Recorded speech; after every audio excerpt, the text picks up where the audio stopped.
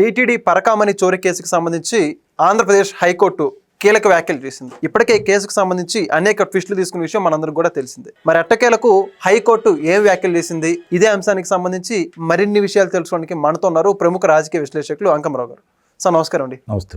Sir, Parakamani చోరీ కేసుకు సంబంధించి ఇప్పటికే ఓ పక్కన ఆ ఏబిఎస్ఓగా పనిచేటువంటి సతీష్ కుమార్ హత్య గురించి కావచ్చు, మరో పక్క చూసుకుంటేనేమో ఇటీవల ఆ రవికుమార్ విడుదల చేసినటువంటి వీడియో ప్రకటన గురించి కావచ్చు, బోమన కరుణాకర్ రెడ్డి వీళ్ళందరూ మాట్లాడుతున్న మాటలు ఒక పక్క అయితే ఈరోజు హైకోర్టు కీలక వ్యాఖ్యలు చేసింది. మొత్తానికి హైకోర్టు వ్యాఖ్యల పట్ల మీరేమంటారు? పరకామణి దాని విషయంలో హైకోర్టు చాలా స్పష్టంగా ఉంది. ఇది ఆ దేవదేవుడికి సంబంధించిన దానిలో ఇన్ని మోసాలు జరుగుతూ ఉంటే చూస్తా ఎలా కూర్చున్నది. పరకామణికి సంబంధించి అతను అన్ని ఆస్తులు సంపాదించుకునే విధంగా ఎవరు సహాయ సహకారాలు అందజేశారు. రెండవది, అక్కడ ఎందుకు అంత పర్యవేక్షణ లేకుండా ఉంది. మరి రెండోది ఇంకో మాట కూడా ఉంది, అవుట్ సోర్సింగ్ వాళ్ళ వల్ల వచ్చే ఇబ్బందులు కూడా చెబుతుంది. అంటే ఇక్కడ ఇవన్నీ గమనించుకుంటా ఉంటే భారతదేశమే కాదు ప్రపంచవ్యాప్తంగా ఆ దేవదేవుడికి అక్కడికి వచ్చే ఆదాయం కావచ్చు, అక్కడికి వచ్చే భక్తులు కావచ్చు, ఆ ధార్మిక కేంద్రానికి కావచ్చు, ప్రపంచంలో ఇంకా ఏ దేవుడికి లేదు. ఇది వాస్తవం. మరి అక్కడికి వచ్చే ఆదాయాన్ని అక్కడ మాత్రమే ఖర్చు పెట్టాలి, లేదా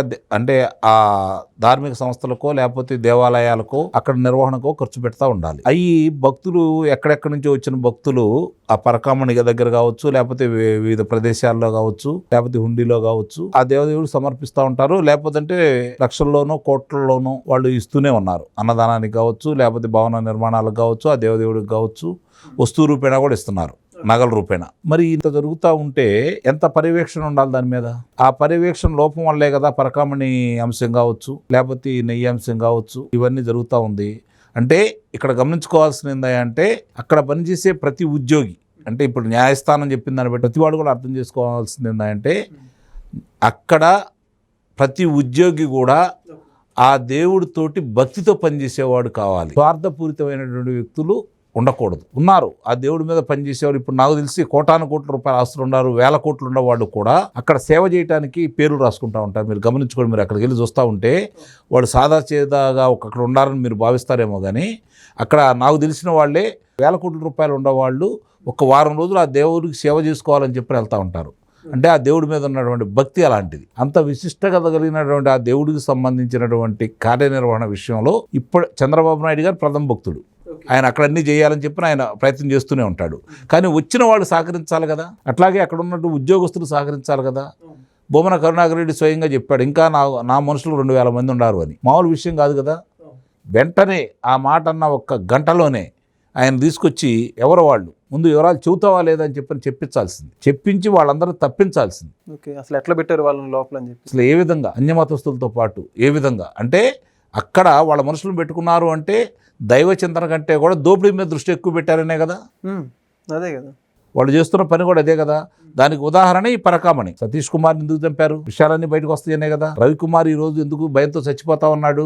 ఎక్కడ నిజం చేతి చంపేస్తారనే కదా. అతనికి అతని కుటుంబ సభ్యులకి బెదిరింపులు వచ్చినాయి కాబట్టి అతను భయపడి చచ్చిపోతా ఉన్నాడు. ఇవన్నీ కూడా ఎందుకు అట్లా జరుగుతూ ఉన్నాయి? అక్కడ సరైన పర్యవేక్షణ లేక నింగు నేత్రంలో వాళ్ళ మనుషులనే పెట్టుకొని ఏదన్నా జరిగినా కూడా పొరపాట్లు కప్పిపుచ్చుకుంటూ ముందుకెళ్తున్నారు. కాబట్టి ఈ పరకామణి దాని విషయంలో కూడా ఆ యొక్క ఫుటేజీని కూడా మాయం చేశారు. కానీ ఇంకో అద్దుట్లో పనిచేసే ఒక కుర్రవాడు అవన్నీ తీసి భద్రంగా పెట్టి వీళ్ళకి అందజేశాడు కాబట్టి ఈరోజు ఆ విషయాలన్నీ బయటకు వస్తూ ఉన్నాయి. లేకపోతే దాన్ని కూడా మసిపుచ్చి మాయరేడుగా చేసేవాళ్ళు. రాజీ పెట్టారు కదా, ఏమి లేనట్టే చూపించేవాళ్ళు. ఇప్పుడు ఈ కూటమి ప్రభుత్వం వచ్చిన తర్వాత చంద్రబాబు నాయుడు గారు బిఆర్ నాయుడు గారిని నియమించారు.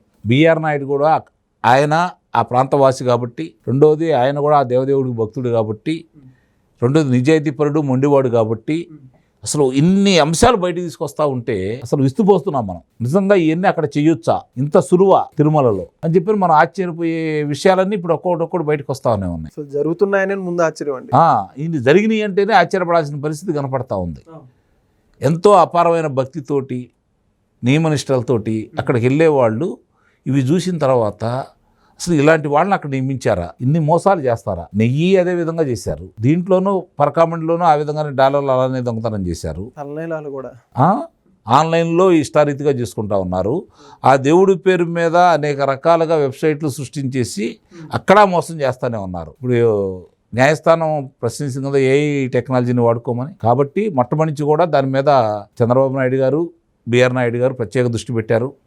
గతంలో చూసుకుంటా ఉంటే 60,000 మంది 65,000 మంది బాగా వచ్చారు అనుకున్న రోజుల్లో 36 గంటలు 76 గంటల దాకా పట్టేది దర్శనానికి.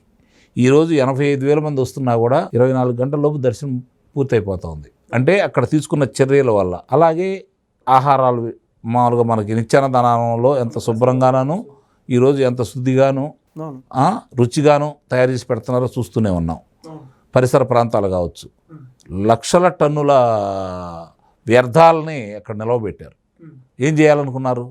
ఇంకో కొండను తయారు చేశారు వాళ్ళు. కాబట్టి ఇవన్నీ కూడా ప్రక్షాళన దిశగా ముందుకెళ్తున్నారు. న్యాయస్థానం గుర్తించింది, న్యాయస్థానం కూడా హెచ్చరికలు జారీ చేస్తూ ఉంది. దానికి అనుగుణంగానే ఇప్పుడున్న కమిటీ కావచ్చు, అలాగే చంద్రబాబు నాయుడు గారు కావచ్చు, నిస్సందేహంగా ప్రక్షాళన అయితే చేస్తారు. ఈ పరకామణి అంశమే కాకుండా ఈ నెయ్యి అంటే అసలు నెయ్యే కాదనుకోండి, అది ఆ విషయాలన్నీ కూడా ఒక్కొక్కటి మన చూసాం. మనం పట్టుశాల వాళ్ళని పేరు చెప్పి సిరుగు శాలువాలు ఇచ్చింది, దాంట్లో కుంభకోణం కావచ్చు. ఇవన్నీ కూడా అన్ని అంశాలు బయటికి తీసుకొచ్చేసి ఎవరైనా సరే ఆ దేవదేవుడికి అన్యాయం చేసిన వాళ్ళందరినీ ఆ దేవదేవుడు చూస్తా ఊరుకోడు.